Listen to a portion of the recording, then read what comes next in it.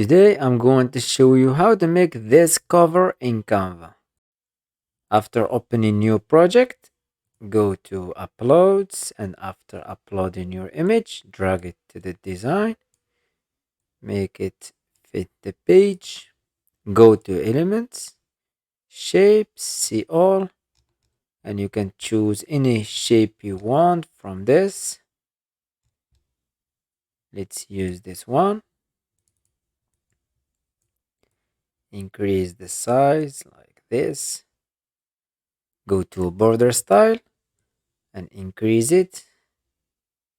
Let's make 60. Click color and make no color, and click in this border and scroll down to gradients. Let's choose this gradient style. Let's add more colors.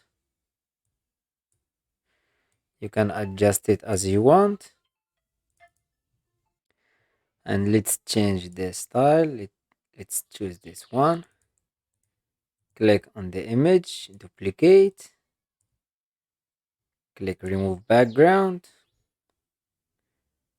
and let's crop it like this. And here's the final results. I hope you like this tutorial. Subscribe to the channel to learn more about Canva.